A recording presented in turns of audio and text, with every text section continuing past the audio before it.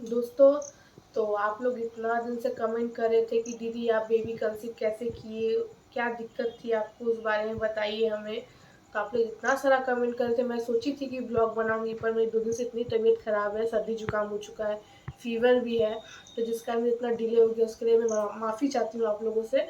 तो मैं बात करने पे आई हूँ कि आप लोग का क्वेश्चन है मुझसे, क्या मुझे पीसीओडी था, क्या मुझे पीसीओएस का प्रॉब्लम था कि अन्य कोई दिक्कत थी जिस कारण मुझे 6 साल लग गए बेबी कंसीव करने में। तो मैंने बेबी 6 साल के बाद कैसे कंसीव किया, क्या क्या प्रोसेस था, मैंने कितना कुछ झेला इस 6 सालों में, वो मैं आज सब कुछ आपसे शेयर करूंगी। तो वीडियो को पूरा देखिएगा, स्किप मत कीजिएगा। तो चलिए सीधे मुद्दे पे आते हैं, ज़्यादा बातें नहीं करते हैं, चलिए। Hello friends, welcome back to my channel limitless Pooja. कैसे हो दोस्तों आप लोग?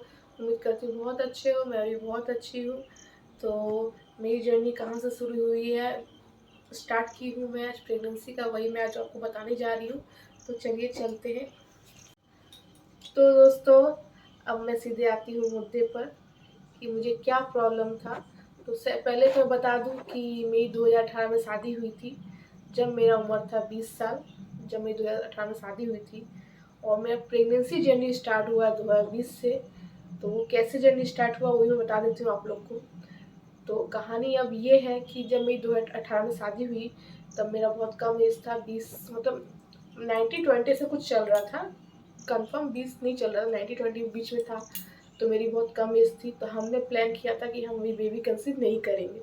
हमने सोचा कि 2-3 साल के बाद बेबी लेंगे, और बाई मिस्टेक बेबी कंसीव हो गई और मुझे पता नहीं चला। क्योंकि तब मेरा शादी का 1 साल हो चुका था 2021 में, तो मैं मायके में थी और उस बीच मैंने बेबी कंसीव किया और मुझे पता नहीं चला। तो किसी गलती कारण वो मिसकैरेज हो गया। मिसकैरेज होने के बाद वहाँ से मेरी प्रेगनेंसी की जर्नी रियल में बोला जाए तो स्टार्ट हुई। क्या मैं बोलूँ आप लोगों को, मेरा सबसे बड़ा प्रॉब्लम हो गया था कि मेरा जब मिसकैरेज हुआ फर्स्ट बेबी, वो ज़्यादा नहीं था, वो शायद 14 दिन का था। जब मेरा मिसकैरेज हुआ, जब मैं डॉक्टर दिखाई तो डॉक्टर ने मुझे बताया कि आपका मिसकैरेज हो चुका है, क्योंकि मुझे जो ब्लीडिंग है वो बहुत क्लॉथ में आ रहे थे। तो मुझे लगा कि मेरा पीरियड तो ऐसा नहीं होता है क्लॉथ में, तो ये ब्लीडिंग कैसा क्लॉथ में आ रहा है। तब मैंने डॉक्टर दिखाया तो डॉक्टर ने मुझे बताया कि आपका मिसकैरेज हो चुका है। उसके बाद मैंने दवाई लेना स्टार्ट किया। तो फर्स्ट मेरा मतलब कि प्रॉब्लम में दिखाई दी, जब मुझे सबसे बड़ा प्रॉब्लम मुझे दिखाई दिया उसके 2-3 के महीने के बाद, कि मेरा पीरियड इरेगुलर होने लगा, मतलब time to time day to date period नहीं होता है। ऐसे भी आजकल 90% लोगों का डे टू डेट पीरियड नहीं होता, आगे पीछे होता है। लेकिन मेरा तो मंथली मतलब कि नहीं हो रहा था, मतलब कि 2 महीने बाद, 3 महीने बाद, 2.5 महीने के बाद पीरियड होना, वो भी क्लियर नहीं होना, मतलब कि बहुत बड़ा प्रॉब्लम था ये।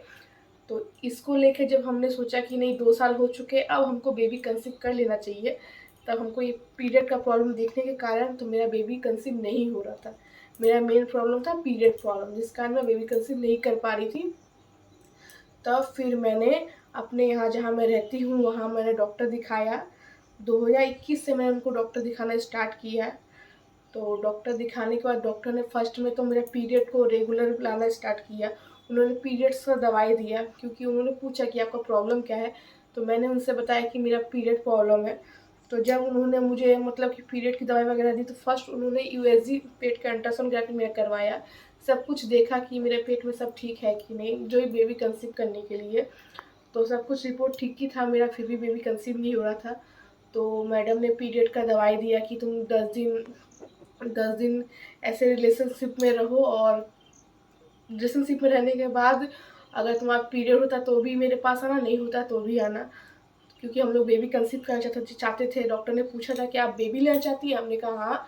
तो इसलिए हमें 10 दिन का दवाई देके रिलेशनशिप में रहने को कहा गया। तो ऐसे करते करते मेरा तो 2-3 साल मतलब कि ऐसे में चला कि मैं रिलेशनशिप में आती थी, 10 दिन रहती थी, पर मेरा कुछ नहीं होता था। बहुत बार ऐसा हुआ है कि मेरा पीरियड मतलब कि दवाई के दौरान मेरा पीरियड रुक गया है 1-1.5 महीने। तो मैं सोची शायद मैं प्रेग्नेंट हूँ। मैं आपको मतलब कि मैं देखती थी प्रेगनेंसी टेस्ट किट से, पर मुझे कुछ रिजल्ट नहीं मिलता था। मैं भी बहुत दुखी रहती थी कि इतना साल हो गया ट्राई करते करते, फिर भी कुछ रिजल्ट नहीं मिल रहा है। फिर जाके दोस्तों डॉक्टर ने मुझे एचएसजी किया 2021 का लास्ट अगस्त का महीना। एचएसजी करने के बाद मेरा एचएसजी आपका ये ब्लॉकेज का एचएसजी हुआ। जो कि इसको हिंदी भाषा में सिस्ट बोलते हैं। डॉक्टर सोच रहे थे कि मुझे 1 साल डॉक्टर ने पूरा ट्रीटमेंट दिया दवाई के ऊपर, कि शायद इसका नॉर्मली हो जाए दवाई लेके। इसका पीरियड भी रेगुलर मेरा हो चुका था, और पीरियड मतलब कि प्रेगनेंसी नॉर्मली कंसीव मैं कर जाऊँ। तो मेरा नहीं हुआ था। 1 साल डॉक्टर देखने के बाद मुझे HSG रिपोर्ट करने को कहा, जिसमें सिस्ट को बोलते हैं, सिस्ट प्रॉब्लम होता है जिसको, उसको बोलते हैं करने के लिए। तो मेरा वो भी देखा कि कहीं मुझे सिस्ट का प्रॉब्लम तो नहीं है जिस कारण मैं बेबी कंसीव नहीं कर पा रही हूँ। तो वो रिपोर्ट मेरे लिए क्या बोलेंगे आपको, उसका बहुत भयावह था मेरे लिए, क्योंकि वो जो रिपोर्ट था सिस्ट का प्रॉब्लम, जो ब्लॉकेज का, वो आप 2 तरह से कर सकते हैं।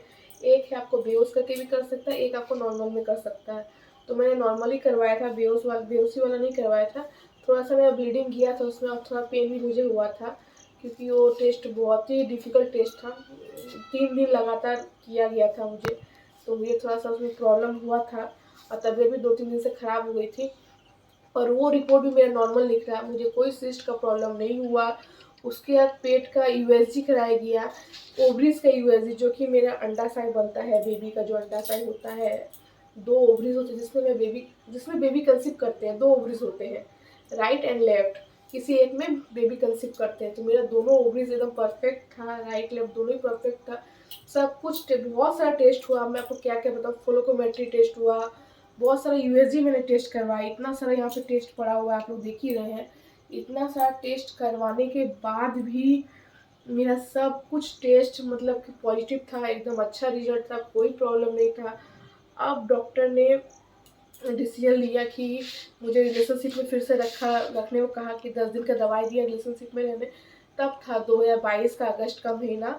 तो मैं जब 10 दिन रिलेशनशिप में रहने के बाद मैं फिर से कंसीव की, तो वो खुशी तो अलग ही था दोस्तों, क्या बोलूँ। कंसीव करने के बाद कुछ ऐसा मेरे संग घट गया, दोबारा फिर से मिसकैरेज हो गया मेरा। तो मेरे लिए बहुत बड़ा धक्का लगा था मुझे, कि ये कैसे हो गया अचानक से। सब कुछ ठीक ही चल रहा था, मेरा दवाई भी ठीक ही चल रहा था, सब कुछ ठीक चल रहा था।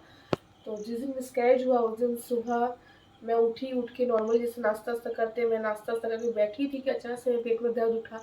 दर्द उठते ही तुरंत ही मैंने डॉक्टर से कॉन्टैक्ट किया, तो डॉक्टर ने मुझे एक दवाई बोला मेरे हस्बैंड को, उसका नाम था डाइड्रोस्योर, कि ये दवाई आप तुरंत ही मँगवाएँ।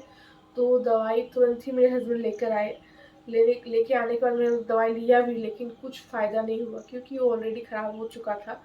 तो मेरा मिसकैरेज हो गया, तो बहुत परेशान थी मैं, क्योंकि इतना बड़ा खुशी मुझे मिला था, फिर से वही दिन देखने को मिला, फिर से मिसकैरेज हो गया। तो ऐसे चलते फिर से डॉक्टर ने 6 महीना मिसकैरेज होने के बाद 6 महीना बेबी कंसीव नहीं कर सकते।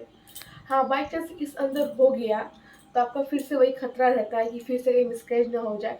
इसलिए डॉक्टर 6 महीना बेबी लेने का मना करते हैं। तो 6 महीना के लिए फिर से मैं बेड रेस्ट बोलते क्या, फिर से वही रेगुलर दवाई जो चल रहा था, मैं पीरियड को लेके वही दवाई चल रहा था। और उसके बाद मैं जब मिसकैरेज होने के बाद मुझे दवाई लेने की ज़रूरत नहीं पड़ा, 3-4 महीना मेरा पीरियड रेगुलर था। फिर से पीरियड प्रॉब्लम होने लगा, तो दवाई चल ही रहा था, मैं उसे दिखा ही रही थी। फिर से 6 महीने के बाद फिर 6 महीना का मेरा ज़्यादा ही लग गया, 2023 भी मेरा ऐसे ही गुजर गया। 2023 का लास्ट में अक्टूबर का महीना, 29 अक्टूबर को मेरी लास्ट पीरियड हुई थी। तो उस बीच मैं कंसीव कर चुकी थी और मुझे पता नहीं था। मेरा 2 महीना था प्रेगनेंसी, और मुझे पता नहीं था कि मैं प्रेग्नेंट हूँ। फिर मैंने 21 तारीख को मैं एक ओकेज़न था, मैं ओकेज़न में गई, वहाँ से आने के बाद मुझे हल्का सा ब्लड का क्लॉट दिखाई दिया, क्योंकि मेरा पीरियड नहीं हुआ था 2 महीना। तो मैं सोचा शायद पीरियड स्टार्ट हो गया होगा, पर वो हल्का सा एकदम रेयर दिखाई दिया, हल्का सा। तो फिर हमने सोचा कि शायद मेरा पीरियड अब आ जाएगा, क्योंकि ऐसा ही होता है ना कि आपका पीरियड होने से पहले दिखाई देना, फिर पीरियड हो जाता है, पीरियड हो जाता है। फिर पीरियड नहीं हुआ। फिर था 24 दिसंबर, मेरी रात को इतनी तबीयत ख़राब थी, मतलब सुबह से तबीयत ख़राब थी, बहुत उल्टियाँ हो रही थी मुझे। तो मैंने 24 दिसंबर 23 हाँ सॉरी 23 दिसंबर को मेरी तबीयत इतनी ख़राब थी, तो मेरे हस्बैंड ने मुझे बोला कि क्यों ना तुम टेस्ट करा लो। अब मैं ये जो टेस्ट किट होते हैं, ये सब टेस्ट किट मैंने विश्वास नहीं करती, क्योंकि मेरे साथ ना ये एक झंझोल हो चुका है। ये झंझोल ये हुआ था कि बीच में जब मैं टेस्ट कराई थी तब मैं प्रेग्नेंट नहीं थी, लेकिन मैं ये जब टेस्ट कराई थी तो इसमें मेरा 2 रेड कलर का दाग आया था, तो मैं बहुत खुशी थी प्रेग्नेंट हूँ। पर जब डॉक्टर ने मुझे ब्लड टेस्ट लिखा तो मैं उसमें नेगेटिव रिपोर्ट आया था, यानी कि मैं प्रेग्नेंट नहीं थी उस समय। तो मेरे हस्बैंड के बोलने पर मैंने ये टेस्ट कराया। तो आपको बताती हूँ, जब मैंने 24 को मॉर्निंग में टेस्ट कराया, HCG कार्ड टेस्ट ये तो नाम है उसका, तब ये 2 लाल दाग आया था, जो कि मुझे विश्वास नहीं हुआ फर्स्ट तो, क्योंकि मेरे संग आप लोग को तो बताया कि मेरे संग इतना कुछ गुजर चुका है, तो मैं कैसे विश्वास करती कि मैं प्रेग्नेंट हूँ। तो मैंने ऐसे ही, मैं सोच लिया ये भी ख़राब ही निकलेगा ऐसे ही। फिर मैंने 25 दिसंबर को सुबह को मॉर्निंग में टेस्ट किया, आई आई कैन का टेस्ट था, उसमें भी ये निकला आपका 2 रेड। तब मुझे हल्का विश्वास हुआ कि शायद मैं प्रेग्नेंट हूँ, पर मैं खुशी नहीं थी।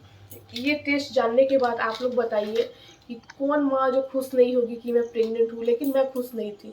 मैं क्या, मेरे हस्बैंड भी खुश नहीं थे, हम लोग, क्योंकि ये सब में मुझे विश्वास ही नहीं रहा गया। मुझे ब्लड टेस्ट भी विश्वास है, डॉक्टर जो बोलेंगे वही विश्वास है, इस सब मुझे कोई विश्वास नहीं रहा गया। तब मैं फिर डॉक्टर दिखाने गई 27 दिसंबर को। तो डॉक्टर ने मेरा फर्स्ट में ब्लड टेस्ट नहीं किया, क्योंकि डॉक्टर ने कहा ब्लड टेस्ट करने की ज़रूरत नहीं है, सीधे आप USG करवा लो। तो हमने USG कराया, जिसमें मेरा 8 वीक 3 डे में प्रेग्नेंट थी। तब मुझे जाके मतलब खुशी, मतलब डर है ना, इतना कुछ मैं झेल चुकी हूँ अपने 6 साल के अंदर, तो डर जो बैठ गया था ना, मैं खुश थी, लेकिन मैं बहुत खुश थी, मैं ये नहीं बोलूँ कि मैं बहुत खुश थी, बहुत इंजॉय करता, ऐसा कुछ भी नहीं है। मेरा मन फिर भी उदास था, मैं फिर भी बहुत डरी हुई थी। फिर मेरा टेस्ट करने, ये जो टेस्ट आया, टेस्ट का रिपोर्ट आने के बाद डॉक्टर ने मुझे फुल बेड रेस्ट बोल दिया गया, क्योंकि मेरा ऑलरेडी 2 बार मिसकैरेज हो चुका है, मेरा पीरियड प्रॉब्लम था, और सब कुछ इतना प्रॉब्लम मुझे झेलना पड़ा, जिस कारण डॉक्टर ने मुझे बेड रेस्ट कहा कि आप बेड रेस्ट लीजिए कुछ महीने के लिए। तो मैंने कुछ महीने के लिए बेड रेस्ट लिया। तो मैं घर में आके अपने ससुराल में सबको बताई।